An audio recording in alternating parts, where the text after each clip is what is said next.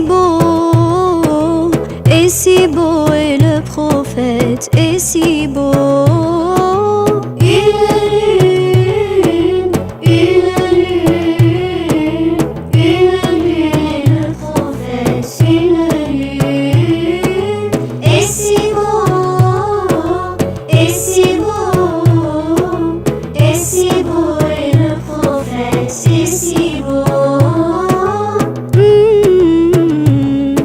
Mon seul souhait, Mohammed, est de te voir, Allah, Allah, et de tes mains parfumées mon bien-aimé boire. Allah, Allah, Mon seul souhait, Mohammed, est de te voir, Allah, Allah, et de tes mains parfumées mon bien-aimé boire. Allah, Allah. Ta lumière sacrée éclaire la terre entière. Ta lumière sacrée éclaire la terre entière. Ta lumière sacrée éclaire la terre entière. Ta lumière sacrée éclaire la terre entière.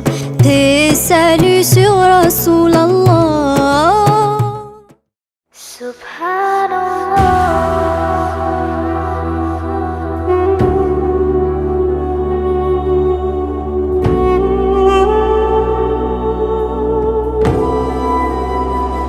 Subhanallah, walhamdulillah, la ilaha illallah, Allahu Akbar.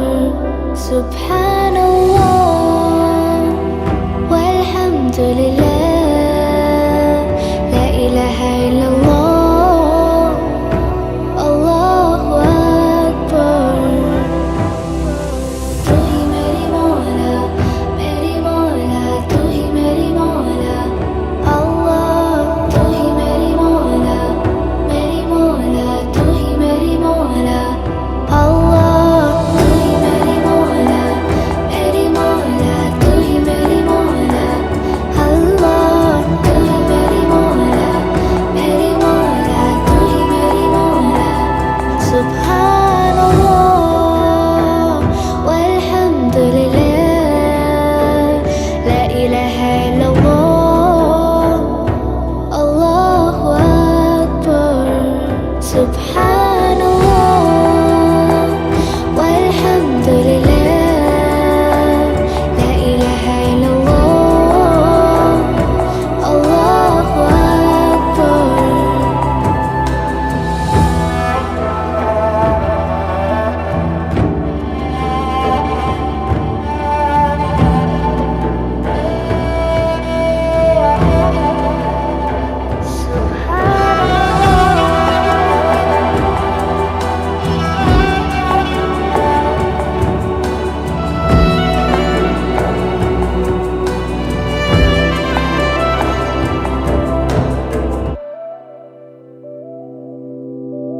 Tu hi meri Mola, tu hi meri Mola, Allah. Tu hi meri Mola, tu hi meri Mola, Allah. Tu hi meri Mola, tu hi meri Mola, Allah. Tu hi meri Mola, tu hi meri Mola.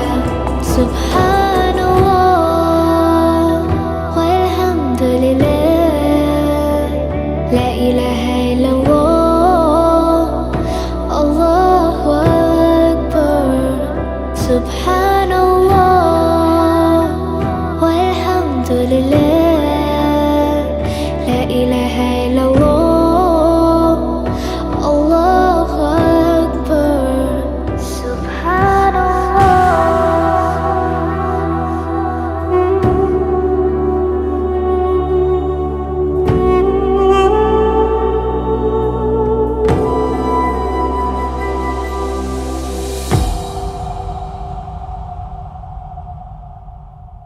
Ce soir la lune a brillé, dans le ciel tout étoilé. Papa m'a pris dans ses bras, demain on jeûne Inch'Allah. Je prépare mon petit cœur pour devenir meilleur. Moins de cris et plus de paix, beaucoup de bien et de bonté. Je jeûne pour qui? Pour Allah. Je prie pour qui? Pour Allah. Je partage pour qui? Pour Allah. Allah m'aime déjà. Ramadan, oh Ramadan, le mois le plus doux pour les enfants. Je souris, je donne, je pardonne et mon cœur devient tout bon. Ramadan, oh Ramadan, je lis le Coran doucement. Chaque lettre, chaque son remplit mon cœur de lumière. C'est bon.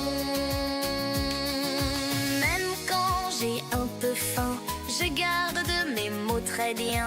Pas de colère aujourd'hui, Allah me voit, Allah me guide. J'aide maman à ranger, je dis merci sans crier. Chaque petit effort devient un trésor très fort. Qui est gentil? C'est moi. Qui obéit? C'est moi. Qui veut le paradis? C'est moi. Alors je reste droit.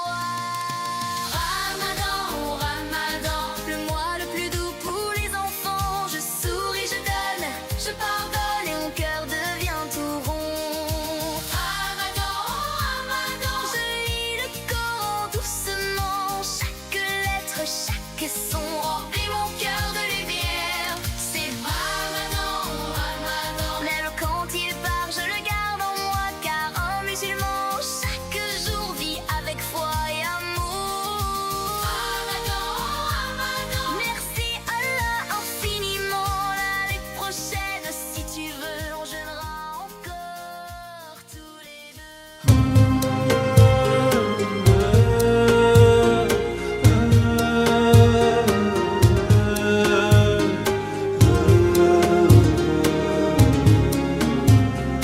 يا طيبة يا طيبة يا دوا العيانة اشتقنا لك والهوى نادانا والهوى نادانا يا طيبة يا طيبة يا دوا العيانة اشتقنا لك والهوى نادانا والهوى نادانا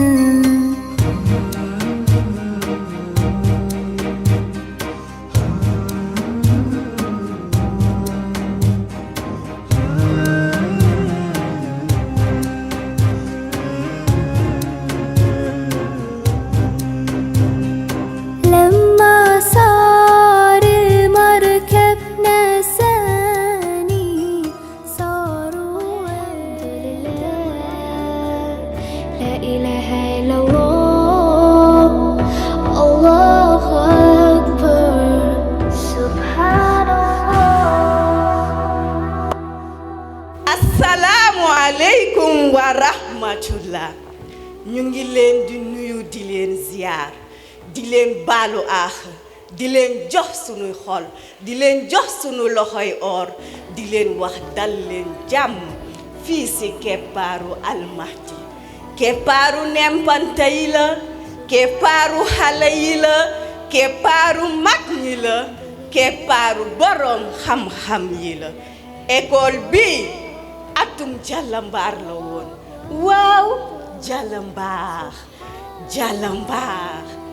at bu kenn dootul fàtte fii ci Afrique sowu jant plus précisément ay Yofi Géej Yofi maam Baay Laay Yofi maam Seydi Yofi Seyna Mandione école bi fa la juddoo muy Almahdi ñu duppee ko l'école d'excellence bilingue Almahdi ñu ne nag la sa maam seta koy jël Almahdi fekk fi ay naataangoom waaye bi mu ñëwee dafa wane boppam si yar si dal si tee ak si teggin démb ñu ngi woon Yofi Géej di fa def ay conférence yàlla jàppale ñu fa di ñu dimbali waaye nee nañ loo gis ci benn lay commencer te pour vivre 100 ans il faut se réveiller au son des coqs alquran naan ahimi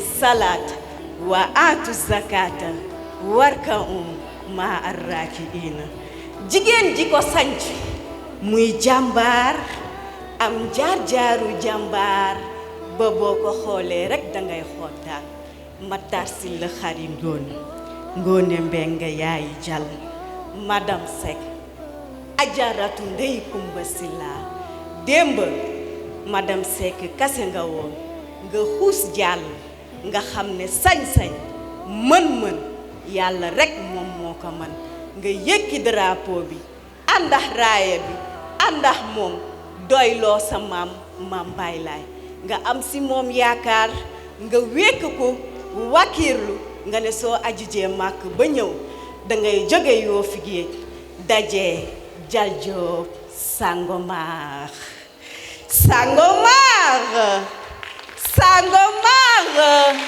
waaye tàccul leen ma kii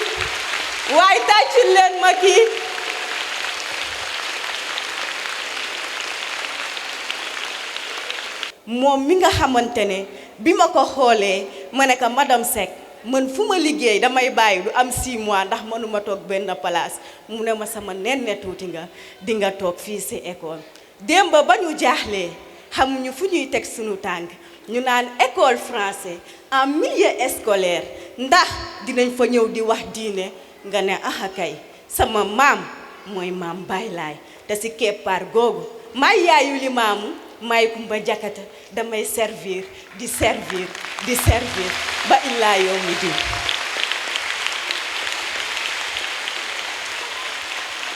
takbir allahu akbar allahu akbar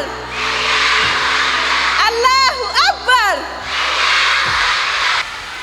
sallallahu alayhi wa sallam sallallahu ala muhammad. dama bëgg léegi ñëpp xam nañ ne Almahdi moo ñëw Grand Théâtre su ma ne yéenay ñan ngeen ne ñun ñooy waa Almahdi yéenay ñan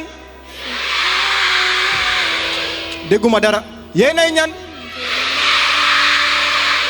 ne leen ñëpp xam yéenay ñan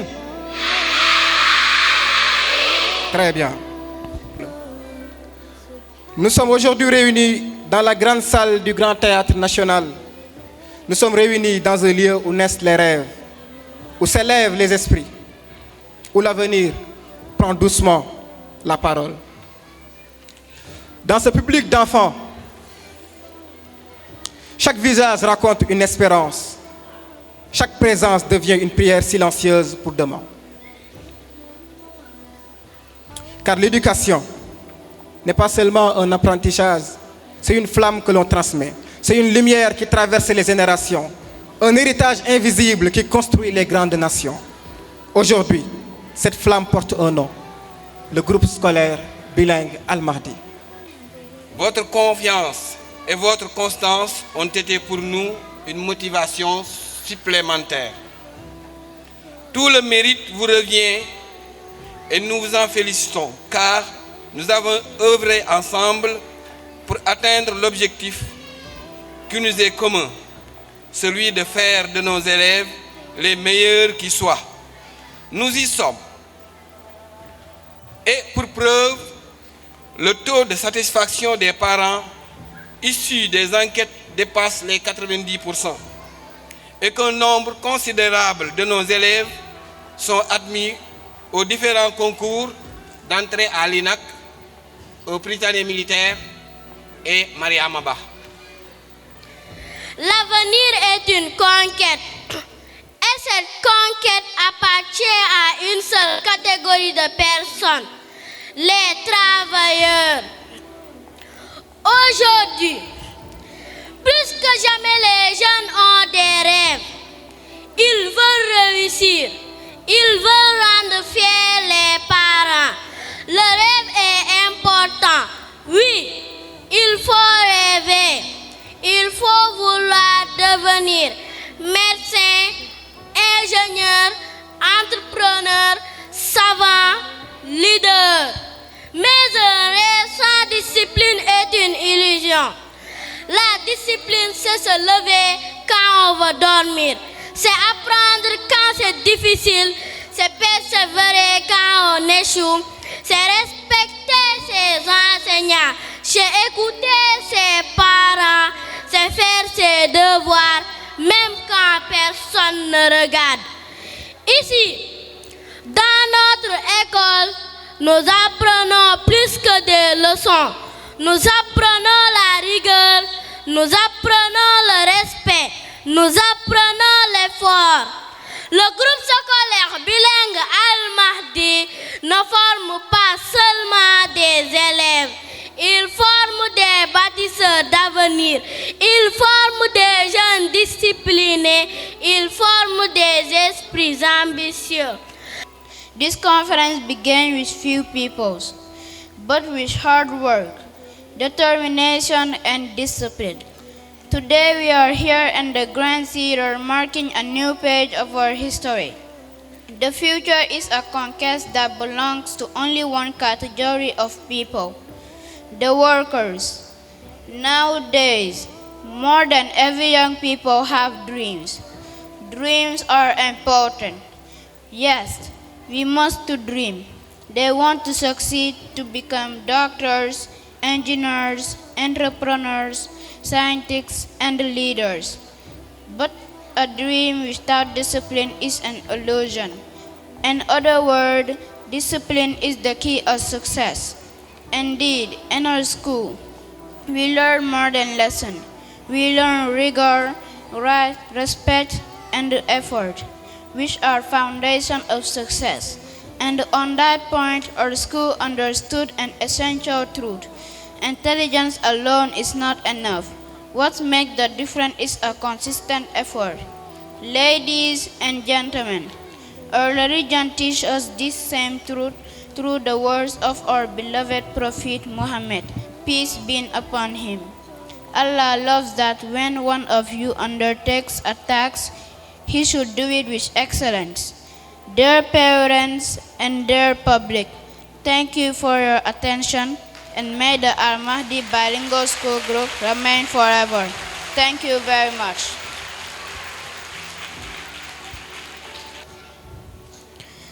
وبين أن العلماء ورثة الأنبياء كما قال أيضا من سلك طريقا يلتمس فيه علما سهل الله له طريقا إلى الجنة وأي فضل أعظم من هذا أيها الإخوة وأي فضل أعظم من هذا أيها الإخوة أن لطلب العلم فضلا عظيما على المسلم أن يهتم به لإصلاح الدين على تعلم ديننا وتربية أبنائنا عليه وذلك وهو الفوز العظيم وغيره خسران مبين وفي نهاية تقبلوا تحيات قلبية في مديرتنا مدام سيك والأساتذة تقبل الله حضوركم في هذا حفلة المبارك كل عام وأنتم بخير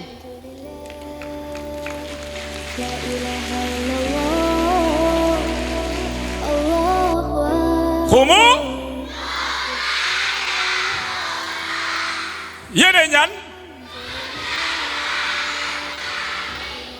dégguma ko yéene ñaan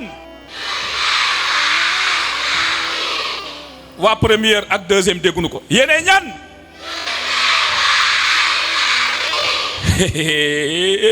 tey la tey rek mooy tey ila sama ila sama ila sama ila sama ila sama ila sama jabha katif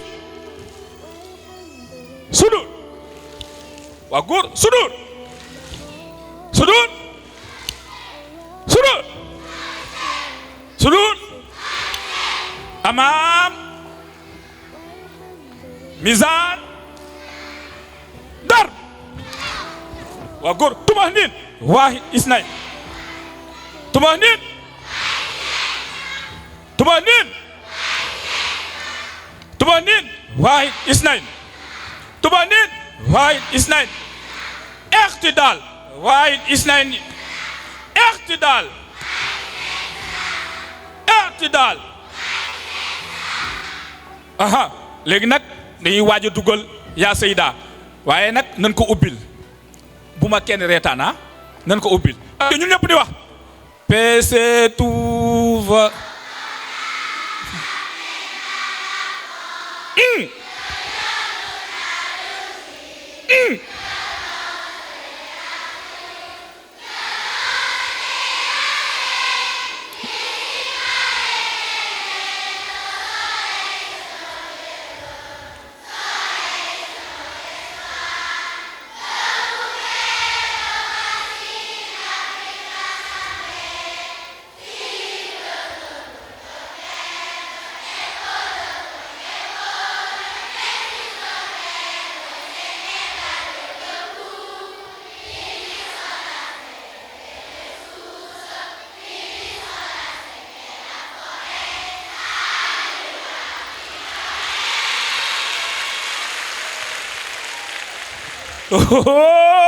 la ilaha illallah ya Seyda bismillah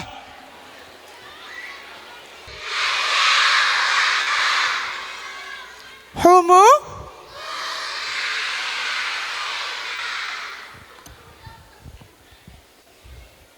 ila sama jabhar sudur amam ضرب إلى السماء جبهة صدور أمام صدور أمام صدور أمام ضرب école Al Mahdi mooy suñu école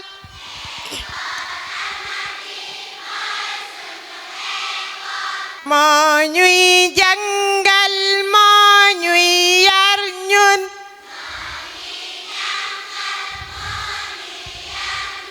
téere bu Yàlla bi mooy suñu téere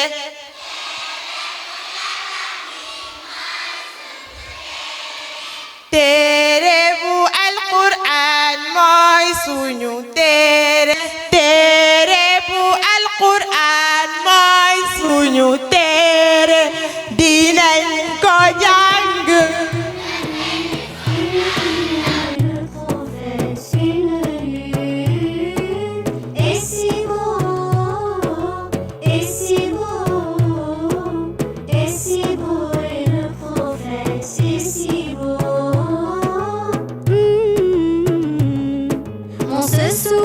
Mohammed et de te voir Allah, Allah et de tes mains parfumées mon bien-aimé boire Allah, Allah mon seul souhait Mohammed et de te voir Allah, Allah et de tes mains parfumées mon bien-aimé boire Allah, Allah ta lumière sacrée éclaire la terre entière ta lumière sacrée éclaire la terre entière ta lumière sacrée éclaire la terre entière ta lumière sacrée éclaire la terre entière et salut sur Rasulallah.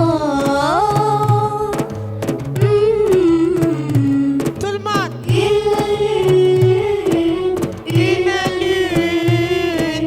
Une lune et le prophète une lune et si beau et si beau et si beau et le prophète et si beau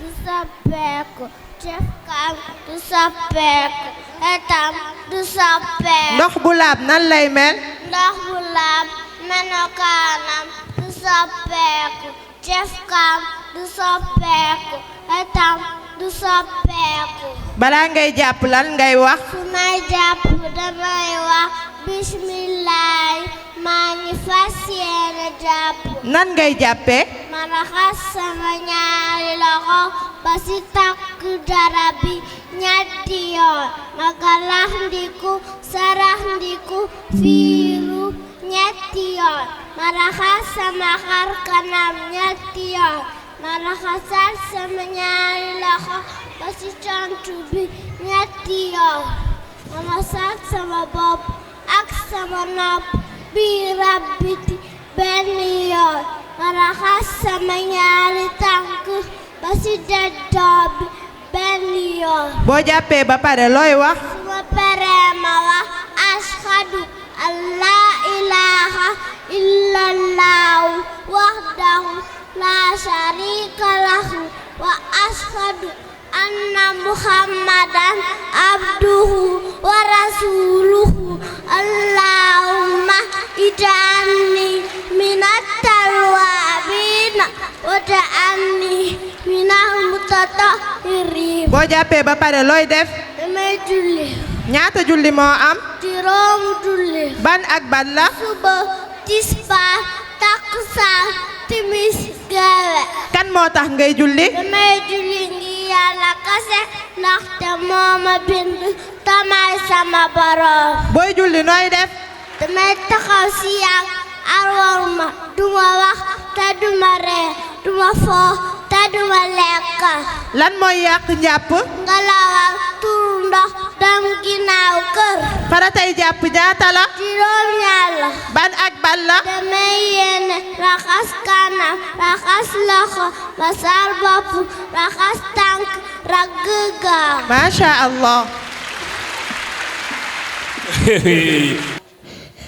قل أعوذ برب الناس مالك الناس إله الناس من شر الوسواس الخناس الذي يوسوس في صدور الناس من الجنة والناس الله العظيم تكبير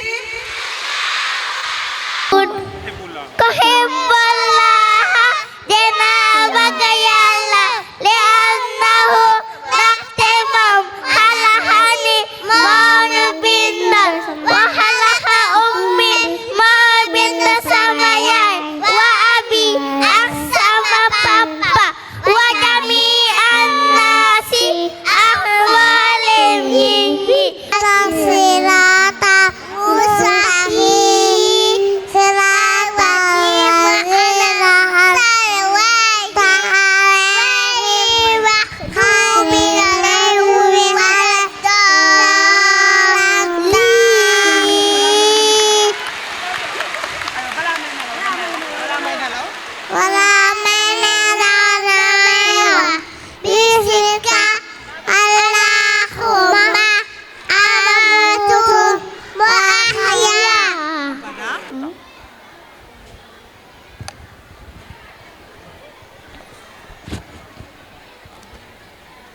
yow xalal ni ma yàkkale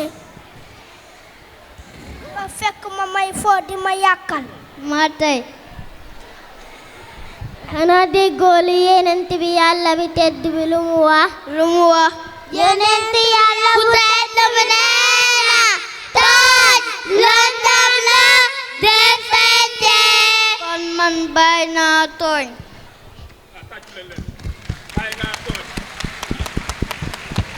acca atawbatu atawbatu tuub mbokk yi dañoo bëgg waxtaan ak yéen ci sàkkay tuub suuratul tawbati sàkkay tuub nag bi ci njëkk mooy anadamu alama faata mooy nga rëccu lépp li nga doon def ci lu bon ci lu passé nga yéene sa xol yi dootuma defati lépp lu bon wala lu ñaaw ci lu des sama dund dund ma bàyyi caaxaan si saasi su fekkee li may wax dëgg la ci man kon mbokk yi du jaadu si mukallaf mu yéex a tuub warul wax ne damay xaar ba yàlla jubal ma ndax loolu de bokk na si jox nday kay ca xeer yi ak gàcce أعوذ بالله من الشيطان الرجيم بسم الله الرحمن الرحيم وإذا أذقنا الناس رحمة من بعد ضراء مستهم قل الله أسرع مكرا إن رسلنا يكتبون ما تمكرون الله هو الذي يسيركم في البر والبحر حتى إذا كنتم في الفلك وجرين بهم بريح طيبة عاصف وفرحوا بها جاءتهم موج من كل مكان وظنوا أنهم أحيط بهم دعوا الله مخلصين له الدين والله لئن أنجيتنا من هذه لنكونن من الشاكرين حسبك صدق الله صدق الله العظيم amel ba weet nit ku neex jëfam mu baax wala mu bon bisi keroog la nit di xam fan mooy këram wattaqu yawman ragal leen bis bi nga xam ne ku jaxuuna fii nii ilallah yéen ñépp di ngeen dellu si yàlla Allah Allah Adja jërëjëf Le ciel n'est pas une frontière, c'est une invitation. Je prendrai de la hauteur pour montrer que rien n'est bord de porte. À Al-Mahdi, on m'a appris que la grandeur commence dans la discipline. Je deviendrai pilote.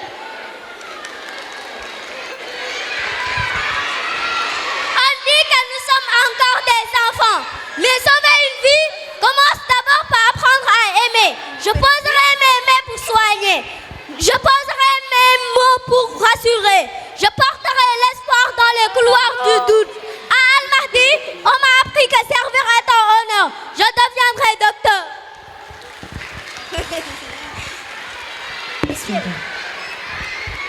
On dit que nous sommes encore des enfants, mais la justice n'a pas d'âge. Elle naît dans un corps droit. Je serai celui qui protège l'équilibre, celui qui écoute avant de juger, celui qui tranche sans trembler. À Al-Mahdi, on m'a appris à me tenir debout. Je deviendrai magistrat.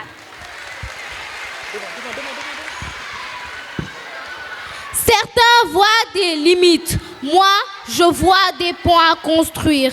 Je transformerai le rêve en structure, l'idée en réalité, l'impossible en projet. À Al-Mahdi, on m'a appris à penser plus haut que mes peurs. Je deviendrai ingénieur. Créer, ce n'est pas seulement gagner, c'est bâtir pour les autres. Je construirai des entreprises solides. Je créerai des opportunités. Je transformerai les idées en richesses partagées. À Al-Mahdi, on m'a appris que l'ambition doit servir. Je deviendrai chef d'entreprise.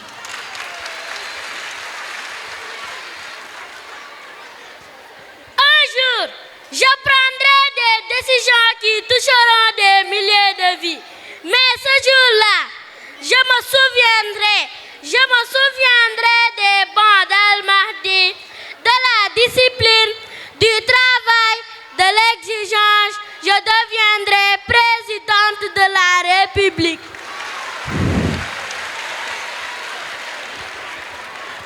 On dit que nous sommes l'avenir, mais l'avenir n'est pas une promesse lointaine. Il bat dans nos cœurs, il marche dans nos pas, il parle à travers nos rêves. Ici,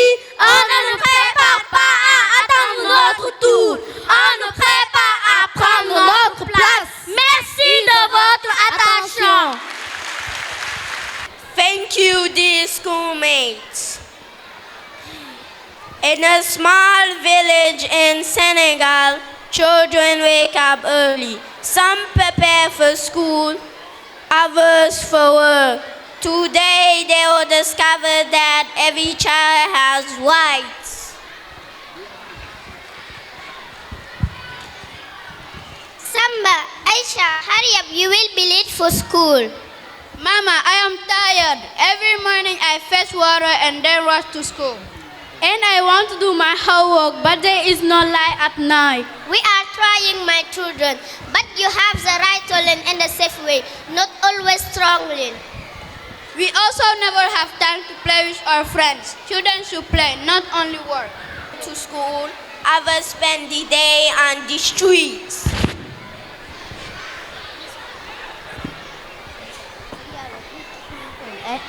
Griala, please a small coin. I must fix this can or I will be finished. Musa, why are you not in school with us? I am a Taliban. I stay at the Dara. I want to learn the Quran, but I spend many hours begging. Sometimes I eat if I bring back nothing. This is not right. You are a child like us. You should learn, eat well, and play too. I am always hungry and scared. At night I sleep on a mat with many boys. Sometimes we are sick, but nobody takes us to the doctor. A child should not live in fear. A child should not be forced to beg. A child has the right to be protected. In Senegal, children learn in many places, some in French schools, some in Dara. But everywhere, children must be safe and respected. Class, today we talk about the right. Who can tell me one right? Teacher, you. Children have a right of education. Excellent. You also have the right to be protected from violence and to be heard when you speak. Musa, you are late. Where have you been? Teacher, I am tired. I spend the whole day begging. I want to learn the Quran, but I also want to be safe and not beaten. You are right, my child. Islam teaches us mercy. Children must not be harmed. We need another way. Our children are suffering. They need food, health care, and education without fear. We must protect them and work with families, the village, and the state. The community gathers to talk about what is happening to their children. My people, why have you called this meeting? Our children face many problems. Some are out of school. Some are forced to work or beg. Some suffer violence at home or learning places. They have rights that must be respected. I want my children to learn, but we are poor. Sometimes some work at the market to help us. We understand your struggle, but children must not do dangerous work or miss school. They have the right to an education and childhood. When a child is protected, children of our village forgive us. From today, we promise, no more beating children until they are injured. No more forcing children to beg or to do dangerous work. We will help every child to get to school or a safe down. Listen to us. We have a voice. Protecting children is the best choice. Children have a right to be feel safe. Children have the right to be educated. Children have a right to be fed. Children have a right to be treated fairly. Every child has right to good health and nutrition. Children have a right to be sad and worry them. It does not matter if one is a boy or a girl. Every child has the right to education. Children have a right to challenge. Every person on the planet has a right, and so does every child. Children have a right to sleep or to rest. Children have the right to talk with us about anything. When a child is protected, educated, and loved, the whole nation becomes stronger. The future of Senegal begins with its children. Do you know my name is Kula? This is a by the side, directly by Tata Mrs. Said, very Kalai Teresa Al-Mahdi, Al-Mahdi, Al-Mahdi, my best school. Al-Mahdi, Al-Mahdi, Al-Mahdi, my best school. Everything is still safe. We shall decorate the region, see the flat. Somebody here, somebody to know, somebody to have, somebody to hold. We say their thing, we never say. I guess your color like a rain, another bay, now they blade. Hit the nari ball, I am not here, so do me kuduro. I let my cousin, and you kuduro. I was very curious, a base of Marilla. I met you. Like a rain, sorry to see you're the safe. I was alive. We danced the night away. Assalamualaikum, maa ngi leen di nuyu. Dama fas yéene jàpp.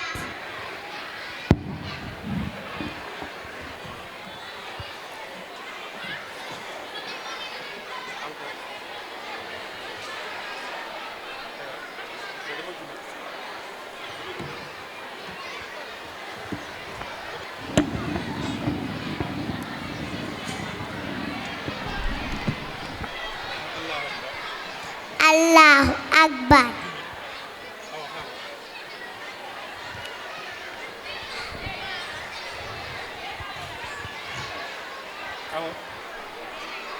Yaay taxawal gis naa la ngay jàpp ni ngay jàppoo du noonu. Wan ma ni ñuy jàppoo ak fooy jàngee. Ci école Al-Mahdi laa jàngee jàpp.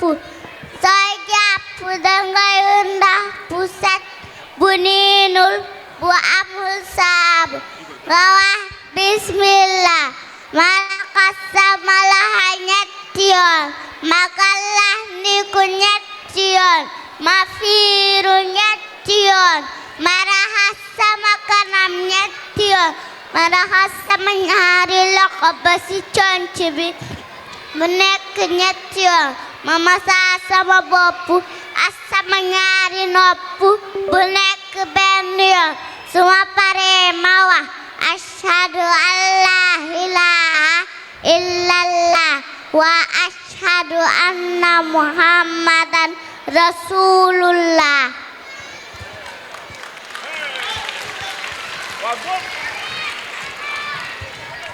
waa góor waay yow da ngaa woor. woor nga. ankay. waaw loolu moo tax nga fàtte tànk yi nag. waa góor macha allah tàccu leen ko. yaa yow munoo jàpp. yaa yow munoo jàpp moom jàngal na la nu ñuy jàppoo jërëjëf. ata daw leen. ñii ñu mu. waaw dafa sëgg ndeysaan.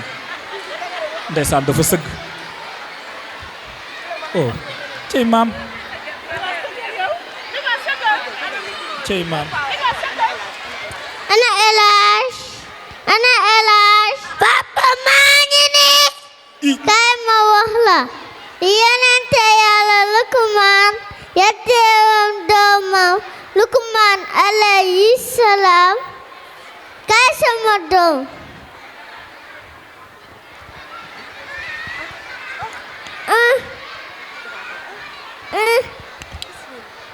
alhamdulillah. Toogal sama doom.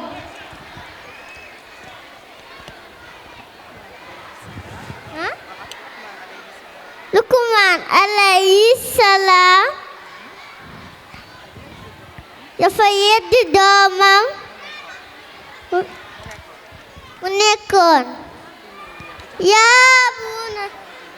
yaa bunayya yow sama doom aqimi salaata taxawalal julli wa'mur bil ma'rufi del digle lu baax wanha anil munkari del tere lu bon wasbir ala ma asabaka lu la dal su lu metti nan ko muñ inna zalika min azmil umur yii de Yàlla santaane na leen te dogu si wala tusa haddaka linnaasi bul dinga nangandalu si kaw nit ñi wala tamshi fil ardi maraxan bul dox si kaw suuf di rëy rëylu inna allaha laa yuhibbu kulla muxtaalin faxuur Yàlla bëggul kuy rëylu bëggul kuy wanewu waqsid fi mashika boy dox na nga tee wa addut min sawtika boy wax na nga wàccee sa kàddu inna ankaral aswaati la sawtul xamir kàddu Yàlla gën a sib mooy kàddu mbaam. Masha Allah. Takbir. Tàccu leen. Takbir. Allahu akbar. Allahu akbar. Nañu màggal Yàlla sunu Boroom. Julli ci Seydina Muhammad. Sangu sangu yi. Sallallahu alayhi wa sallam. Takbir. Nañu des ci baatu la ilaha illallah. Jëfe ay digalam te bàyyi ay tereem. Takbir. Allahu waahidun. Allahu waahidun. Yàlla kenn la. Amul maas. Amul dendandoo. Kon duma ko bokkaale ak kenn. Takbir. Sama Boroom ay subhanallah walhamdulillah wala ilaha illallah wallahu akbar. Kii mooy laysaka mislihi shay'un. Masha Allah. Kenn du moom te kenn du mos a mel ni moom. Tàccu leen ko Masha Allah Masha Allah. lay jeex na ñu santati bur na si kulito yéen wuyu leen lay jeex na faya kulla mal bay lay bi fi kulito yéen wuyu leen lay jeex na nu farlu te jàpp bi raw te nu ko yéen wuyu leen lay jeex na bay lay yéen lay yow mi limaan mam di la ñaan jugi di dagaan yaay maam di dagaan jugi di dagaan jugi di dagaan yaay maam yow la nu gëm mam baay lay jugi di dagaan yaay maam yow la nu xam samedi ba samedi la daan watu dàq fi raw fi maam ko yàgg fi yàqu fi mooy borom léegi maam Xalifa Babacar Si jël noonu ata ko tubalu xaafi xëy ni daan nga bara jël noonu Alxaaji Mansour borom xawmi wal baadi Mamadu Mansour jagannaaw baaji kooku. Nous arrivons à un moment important de cette conférence. La remise des distinctions aux meilleurs élèves de chaque classe afin de valoriser l'excellence et de mettre en lumière les efforts remarquables. Seuls les premiers ont été retenus pour cette distinction particulière. Cette chose n'est en aucun cas une mise à l'écart des autres élèves, encore moins une source de frustration. Il se veut au contraire un message d'encouragement Une invitation à persévérer et à se dépasser et à toujours donner le meilleur d'eux-mêmes. Car chaque effort compte, chaque progrès mérite d'être célébré et chaque élève porte en lui le potentiel de réussir. J'invite donc les élèves qu'on va appeler à venir se présenter et demandons à leurs parents de venir les accompagner sur scène. اشتقنا لك والهوى نادانا والهوى نادانا يا طيبة يا طيبة يا دوا العيانة اشتقنا لك والهوى نادانا والهوى نادانا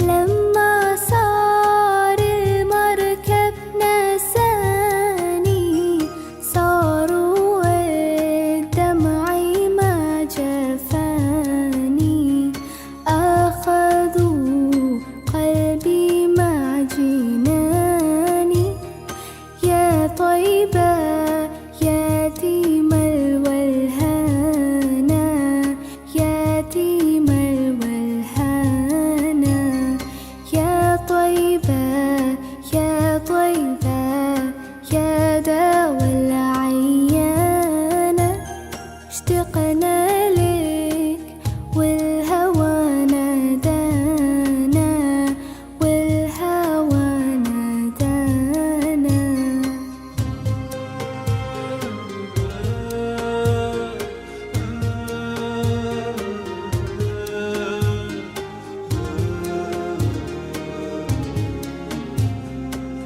قبلتي بيت الله صابر علاني يوما لك زائر يا ترى هل تراني ناذر للكعبة وتغمرني بأمانة وتغمرني بأمانة يا طيبة يا طيبة يا دوا العيانة اشتقنا لك والهوى نادانا والهوى نادانا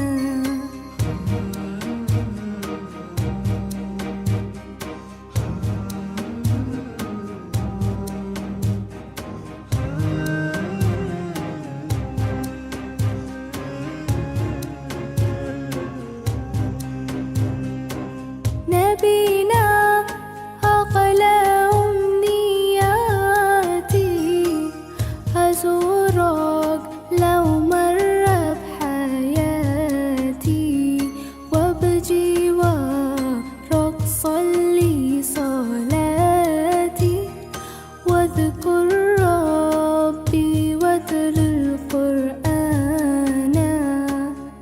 واتل القرآن يا طيبة يا طيبة يا دوا العيانة اشتقنا لك والهوى wàccee si jàmm yéegee si salaamatan boobu lay sukku jéggalu wax def nii summi dàll yi ndax mérito nga ko lii yaay boroom waa Almahdi ñoo ma yónni loo jëlul baaxul loo deful baaxul محمد نبينا بنور هدينا من مكة حبيبي نور سطاع المدينة من صلى صلاته وتحلى بصفاته lépp li nga xamante ne wàccee nañ ko ci alxuraan te yàlla wax arafu alxuraan bépp am na fay bépp benn arab buñ ci def yàlla suñu borom bi multiplier ko encore une fois ci weeru saxru ramadan bi fay leen ko fay ko seen njaboot. amul fen waaw waaw sunu deretiris be jërëjëfati si barke Madiyula sunu deretiris be sant nañ la gërëm nañ la madam waaw waaw sa liggéey rafet na ci réew mi waaw képp kuy parent na la jógal si barke Allahu Akbar, Subhanallah, walhamdulillah, la ilaha illallah, Allahu Akbar,